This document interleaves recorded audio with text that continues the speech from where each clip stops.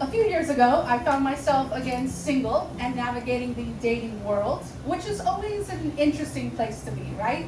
You're meeting a lot of new people, you're going to a lot of new places, it can be chaotic. So I started to do that thing where you add a descriptor after someone's name when you add them in your phone as a way to like help remember who they are. So when I met a woman at a funeral, yes, you heard that right, and that's another story. Well, you would think that that was the most memorable thing about her, and that's what I would use as her descriptor. Well, I was in for a surprise. For our date, we had arranged for her to come my way. I would choose a restaurant, and she was to be at my house at 7 p.m. So on the evening of the date, it's 20 till, I'm putting the finishing touches on my outfit when bang, bang, bang, bang. I'm either being raided by the FBI or the Jehovah's Witnesses have become much more aggressive. Imagine my surprise when I look out the window and I see that it is just my date, early. I open the door to greet her and she says, "Let me in, I have to pee like a racehorse." It's good to see you too, come in. Now when she comes out of the bathroom, I hear her say, "I'm starving." Great, I tell her. We're going to my favorite Mexican restaurant. Our reservation is at 7:15. Let's go. Only I hear her go into my kitchen.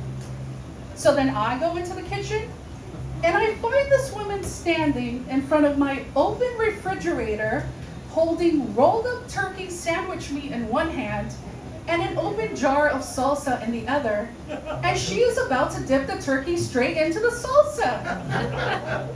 Now, at this point in my life, I have zero personal boundaries, and if I do, I have no way of communicating or enforcing them. Hold on, I tell her. Let me get you a bowl for that. I watch in horror as she finishes her turkey roll, and then I got a little, I think I drank too much whiskey. I'm sorry. I said, let me get you a bowl for that. And when I turn around to present her with the bowl, I see that she has instead poured the salsa right into her hand. Right into her hand. This is when I watched in horror as she finished the turkey roll, and then she lifted up her hand to slurp the rest of the salsa. Now she was ready for dinner.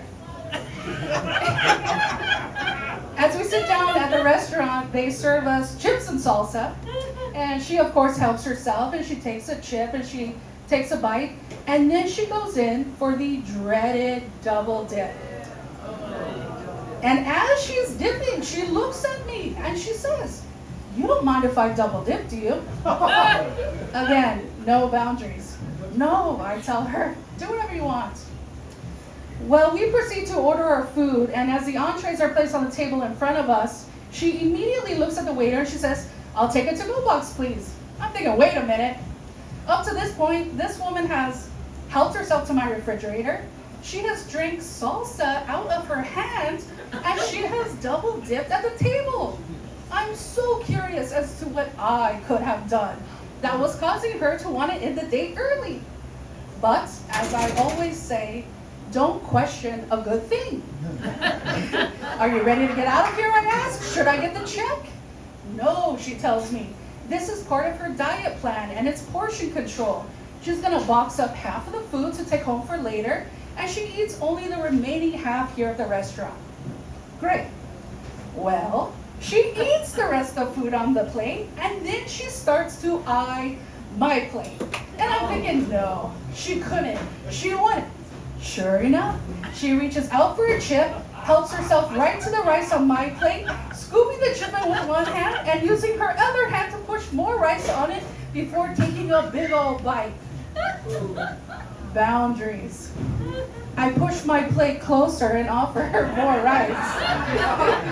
"No," she tells me, like I've somehow managed to offend her in my offering. Now, on the way home, I was in my head big time. This woman was not coming in my house again. There would be no second date, But how was I to communicate this? So when she parks her car in front of my house, turns the ignition off, and opens her door, I quickly jump out and meet her around the other side. Thank you so much for the evening. It was great to see you, I tell her. I go in for a goodnight hug, and she goes in for a goodnight kiss. And honestly, I got excited. I mean, this was a moment I didn't think was gonna happen. This was a moment that I had been waiting for. This was a moment that I set some personal boundaries. I'm sorry, I tell her. I don't kiss on the first date. And I wish I could, but rules are rules. And with that, she got back into her car. I waved goodbye as she drove off. And that was the last time I ever saw Lisa Salsa Hands.